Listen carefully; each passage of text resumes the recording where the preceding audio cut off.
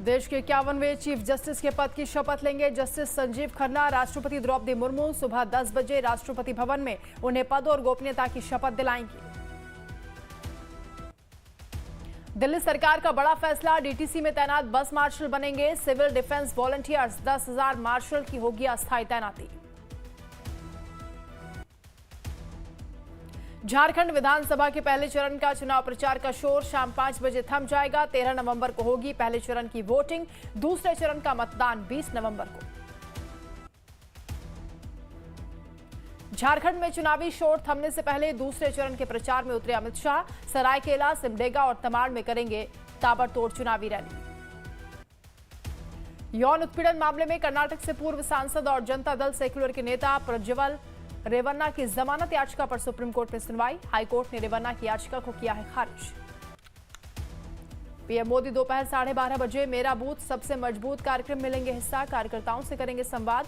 गुजरात के वडताल में श्री स्वामी नारायण मंदिर के 200 साल पूरे होने पर वीडियो कॉन्फ्रेंसिंग के जरिए लेंगे हिस्सा।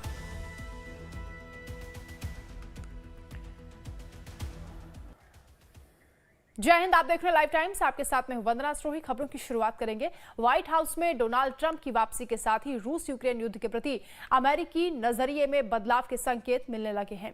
ट्रंप ने कहा कि वो यूक्रेन को सेना की सहायता के बजाय राजनयिक मदद देंगे। इससे पहले जो बाइडेन यूक्रेन को बड़े पैमाने पर हथियारों की मदद कर रहे थे। देखिए रिपोर्ट।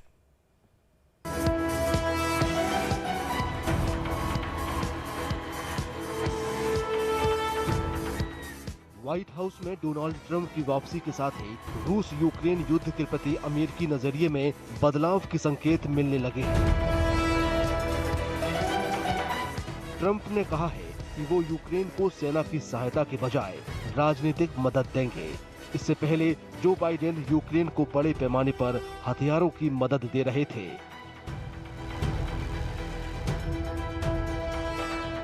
कई लोगों का मानना है कि अमेरिका फर्स्ट की सोच रखने वाले ट्रंप रूस यूक्रेन युद्ध में अमेरिका की भागीदारी को सीमित करने और बातचीत में प्राथमिकता देने की कोशिश कर सकते हैं। He has said that there won't be any new wars and he won't get involved in conflicts abroad. I think he's telling the truth when it comes to Ukraine and Russia because he seems to be very close with Vladimir Putin. But I don't know if he's telling the truth when it comes to the Middle East. बढ़ते तनाव के बीच रूसी उप विदेश मंत्री Sergei Ryabkov ने Trump के शांति प्रस्तावों पर खुलकर कहा है कि अमेरिका यूक्रेन को अतिरिक्त सैन्य सहायता के बजाय संघर्ष समाधान पर ध्यान केंद्रित करे। ट्रंप ने अमेरिका का राष्ट्रपति चुनाव जीतने के बाद डोनाल्ड ट्रंप को सबसे पहले बधाई देने वालों में यूक्रेन के राष्ट्रपति वोलोदिमीर जेलेंस्की का नाम भी शामिल था। Wars are happening in each region, and some people say that more wars will come soon, even Great War. I hope that United States of America, together with allies, together with India, find best way to prevent the world from great wars through dialogue, through diplomacy, through economic ties. सैन्य सहायता पर Trump की सोच रूस Ukraine संघर्ष में America की भूमिका में एक बड़े बदलाव का संकेत दे रही है। माना जा रहा है कि इससे यूक्रेन पर दबाव बढ़ सकता है। यूक्रेनी राष्ट्रपति के साथ ट्रंप की हालिया चर्चाएं सैन्य भागीदारी की बजाय बातचीत और कूटनीति पर बढ़ते फोकस का संकेत देती है। झुंझुनू राजस्थान के उन 7 विधानसभा क्षेत्रों में से एक है जहां इस महीने के अंत में उपचुनाव होगा। इस सीट पर उपचुनाव कांग्रेस के विधायक ब्रजेंद्र ओला के लोकसभा सीट से चुने जाने के कारण हो रहा है और यह सीट परंपरागत रूप से ओला परिवार का ही गढ़ मानी जाती है। ब्रजेंद्र ओला 2008 से लगातार 4 बार विधानसभा चुनाव जीते हैं।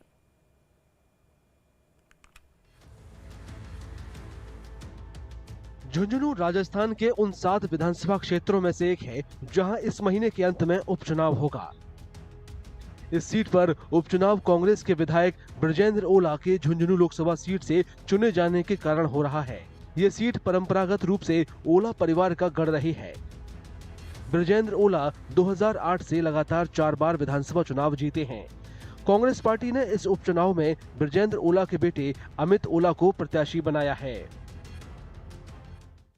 पहला ये रहता है हमारा कि किसी भी तरह बीजेपी को यहाँ पे कमल नहीं खिलाने देना, क्योंकि अगर ये एक बार आ गए तो ये यहाँ का अमन चैन खराब कर देंगे। सर मुद्दे क्या कुछ रहेंगे, क्योंकि उधर अपन तो एक ही मुद्दा लेके चलते हैं सदैव, और वो है झुंझुनू का विकास, विकास और विकास। हमने ही किया है, हम ही करेंगे आगे। केवल कांग्रेस पार्टी विकास के मुद्दे पे चुनाव लड़ रही है। अमित ओला के लिए प्रचार कर रहे पिता ब्रजेंद्र ओला क्षेत्र में अग्निवीरों और किसानों के मुद्दे उठा रहे हैं। उन्होंने लोकसभा चुनाव के दौरान भी ये दोनों मुद्दे उठाए थे। अग्निवीर का सबसे बड़ा मुद्दा है, हमारे एमएसपी सबसे बड़ा मुद्दा है। यहाँ ग्राउंड वाटर बिल्कुल सूख गया, हम बरसाती खेती पर निर्भर हैं, तो यही सब मुद्दे हैं। किसान की आय बढ़े, सेना में हमारे रेगुलर सेना की भर्ती हो, और हमारे जो विकास के मुद्दे हैं जिस पर इस सरकार ने 9-10 महीने में एक नया पैसा यहाँ खर्च नहीं किया। अलबत्ता हमारी कांग्रेस सरकार ने जो काम मंजूर किए थे उनको भी रोक के रखा हुआ। झुंझुनू में कांग्रेस प्रत्याशी अमित ओला के खिलाफ बीजेपी के राजेंद्र भांभू मैदान में हैं। पिछले विधानसभा चुनाव में पार्टी ने उन्हें टिकट नहीं दिया था, जिसके बाद वो निर्दलीय चुनावी मैदान में उतरे और तीसरे नंबर पर थे। अब बीजेपी प्रत्याशी के रूप में लड़ते हुए भांभू को भरोसा है कि वो झुंझुनू में ओला परिवार की पकड़ को तोड़ने में कामयाब होंगे। ओला परिवार ने 26वीं बार चुनाव में वोट मांग रहे हैं। जनता ने मन बना लिया है कि जो उनके परिवार विशेष की जो यहाँ दास्तान थी उसको समाप्त करने का मन बना लिया। क्यों? कि न तो उनका जनता से जुड़ाव है, न वो विकास के प्रति कोई ध्यान है उनका। और अभी उनके साथ एक और है कि पहले तो माइनॉरिटी के लिए कहते थे कि इनको जगह नहीं है, अब वो एससी समुदाय के लिए भी ऐसा ही कहते हैं कि इनको पूछने की जरूरत नहीं है। तो ये इस बार हमें एससी समुदाय का भारी समर्थन मिलने वाला है। माइनॉरिटी का पढ़े लिखे लोग हैं, शिक्षित लोग हैं, वो व्यक्तिगत रूप से मेरे को काफी जुड़ाव है, उनका भी सहयोग मिलेगा। झुंझुनू में राजेंद्र भांभू के लिए बीजेपी के बड़े नेता प्रचार करने पहुंच रहे हैं। देखिए, कांग्रेस और राजेंद्र गुड़ा जी के बीच में टक्कर है, दूसरे नंबर पर रहने की। भारतीय जनता पार्टी उनसे बहुत आगे है। उनकी तो मैं सोचता हूं कि दोनों में से किसी एक जमानत जब्त होगी, इसमें कोई दो राय नहीं है। बड़े मार्जिन से हम लोग आगे बढ़ रहे हैं और लोगों का विश्वास जो है भारतीय जनता पार्टी के साथ जुड़ा हुआ है। इस बार बिना किसी बहकाव में आकर, परिवारवाद को ठोकर मारकर, तुष्टीकरण को ठोकर मारकर सब लोग राष्ट्रवाद के साथ में, विकास के साथ में और मुख्यमंत्री के विजन के साथ में इस बार झुंझुनू की जनता खड़ी है। कांग्रेस और बीजेपी के अलावा झुंझुनू विधानसभा सीट से इस बार निर्दलीय प्रत्याशी राजेंद्र गुड़ा के उतरने से चुनावी लड़ाई और भी ज्यादा दिलचस्प हो गई है। गुड़ा अशोक गहलोत सरकार में मंत्री भी रह चुके हैं।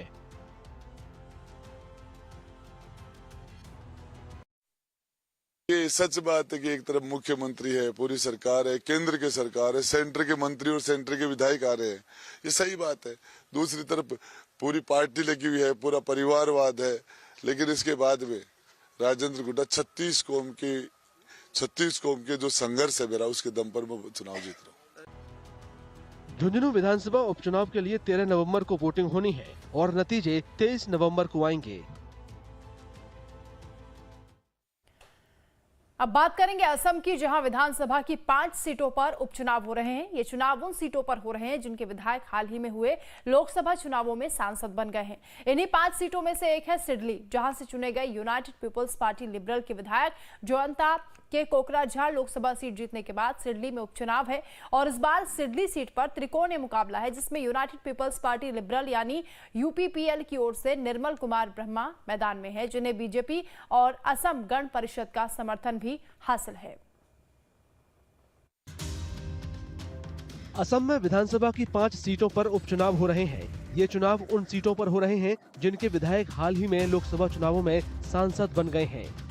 इन्हीं 5 सीटों में से एक है सिडली, जहां से चुने गए यूनाइटेड पीपुल्स पार्टी लिबरल यानी यूपीपीएल के विधायक जोयंता बसुमतारी के कोकराझार लोकसभा सीट जीतने के बाद सिडली में उपचुनाव हो रहा है। इस बार सिडली सीट पर त्रिकोणीय मुकाबला है, जिसमें यूनाइटेड पीपुल्स पार्टी लिबरल यानी यूपीपीएल की ओर से निर्मल कुमार ब्रह्मा मैदान में हैं, जिन्हें बीजेपी और असम गण परिषद का समर्थन हासिल है। वहीं बोडो पीपुल्स फ्रंट यानी बीपीएफ ने इस सीट पर सुधो कुमार बसुमतारी को मैदान में उतारा है, जबकि कांग्रेस की ओर से संजीव वारले भी अपनी मौजूदगी दर्ज करा रहे हैं। बीपीएफ उम्मीदवार को उपचुनाव में जीत का भरोसा है। बीपीएफ को हराने के ऐसा कोई दूसरा पार्टी नहीं है इस रीजन में। This is the strongest regional party in BTC. अब कितना vote expect? It's very difficult to figure it out. Arithmetical calculation थोड़ा अलग होता है, फिर भी हम लोग एक्सपेक्ट कर रहे हैं 80,000 प्लस। बीपीएफ उम्मीदवार ने शहर में इंफ्रास्ट्रक्चर, एजुकेशन और स्वास्थ्य सेवाओं में सुधार पर जोर दिया। पब्लिक समझ रहा है कि अभी स्ट्रॉन्ग रीजनल पार्टी चाहिए यहाँ पे, जो ओनली बीपीएफ भी कर सकता है, बोडोलैंड पीपल्स फ्रंट। बीपीएफ जब से पावर में आया, पहले गवर्नेंस के बाद बोल रहा हूँ, एकॉर्ड का जितना क्लोजेस है इम्प्लीमेंट किया, 1-2 के सिवा सब किया है, और बियॉन्ड एकॉर्ड भी बहुत कुछ किया है। बड़ा बड़ा इंस्टीट्यूशंस जैसे कि बोडोलैंड यूनिवर्सिटी, बीबी इंजीनियरिंग कॉलेज, ये मेडिकल कॉलेज, कैंसर हॉस्पिटल, बड़ा बड़ा ब्रिजेस, और जितना भी ये वेंचर स्कूल्स एंड कॉलेजेस उसको भी प्रोविंशलाइज किया। इनके समय पे मतलब बीटीआर अभी जो चल रहा है, इन लोग कुछ कर नहीं पाया, तो पब्लिक समझ रहा है बीपीएफ को ही लाना चाहिए पावर में अगेन। बीपीएफ अध्यक्ष और बोडोलैंड टेरिटोरियल काउंसिल के पूर्व प्रमुख हाग्रामा मोहिलरी का मानना है कि उनकी पार्टी उपचुनाव जीतने के लिए काफी मजबूत स्थिति में है। बीपीएफ दলৰ পজিশন খুব ভাল, বেয়া নহয়। 5টা সমষ্টিৰ ভিতৰত 4টা সমষ্টিয়ে बीपीएफ দলৰ দখলত আছে, তো ইউপিপিএল কেনেকৈ জিকিব? এটোতো অসম্ভৱ। যদি জিকে, মই হয়তো কৈ আছো বাৰে বাৰে, প্ৰমোদ বড়োৱে আমাৰ बीपीएफ দলৰ কৰ্মী নেতাৰ ওপৰত যদি পুলিচ লগাই পেলাই যদি হুলস্থুল নকৰে, बीपीएफ দলে জয়ী হোৱাটো কাটা। यूपीपीएल उपचुनाव में जीत हासिल करने के लिए प्रधानमंत्री और मुख्यमंत्री के चुनावी प्रचार पर निर्भर है। पार्टी नेताओं का मानना है कि इस उपचुनाव में वोटर विकास और स्थिरता के वादों के साथ बीजेपी गठबंधन के प्रत्याशियों को वोट देंगे, जिससे यूपीपीएल को चुनावी सफलता मिलेगी। सिडली जो कॉन्स्टिट्यूएंसी है, तो ये सिडली कॉन्स्टिट्यूएंसी को लेके हमारा जो मित्र जोट है, यूपीपीएल, बीजेपी और एसजीपी, इनको कोई सोचने का बारी नहीं है, क्योंकि प्रधानमंत्री नरेंद्र मोदी जी 2020 में आए थे। उस समय में जो बोल के गया, वो आज यहाँ वास्तव में लोगों को देखने को मिल रहे हैं। हमारे मुख्यमंत्री डॉक्टर हिमंत बिश्व शर्मा जी आज आसाम को भारत में एक विकसित राज्य निर्माण करने के लिए जो योजना बनाया है, इसको सबने स्वीकार किया है। यूपीपीएल नेताओं के मुताबिक बीजेपी के साथ उनका गठबंधन क्षेत्र में शांति बहाल करने में मददगार रहा है। वे शांति और विकास का माहौल बनाने के लिए गठबंधन को श्रेय देते हैं। बोडोलैंड क्षेत्रों में इतने सालों का जो हिंसा, इतने सालों का जो भ्रष्टाचार, इतने सालों का जो करप्शन, लोगों के बीच में शांति नहीं था, सुरक्षा नहीं था, ये सारे जो परिस्थिति है, ये बिल्कुल बदल गया है। 2020 में यूपीपीएल और बीजेपी सरकार बनने के बाद आज लोग चैन से सो रहा है, हमारे बच्चे अच्छे से पढ़ रहे हैं, स्कूल में जा रहे हैं, किसी को डरने के लिए कोई बात नहीं है। जितने भी हमारे भाइयों हथियार लेके जंगल में थे, सब घर में आ गया है। कांग्रेस पार्टी 25 साल के बाद आधिकारिक तौर पर सिडली विधानसभा सीट की चुनावी दौड़ में शामिल है। कांग्रेस उम्मीदवार ने उपचुनाव में जीत हासिल करने का भरोसा जताया है। सिडली समेत असम की 5 विधानसभा सीटों पर उपचुनाव 13 नवंबर को होंगे और नतीजे 23 नवंबर को घोषित किए जाएंगे।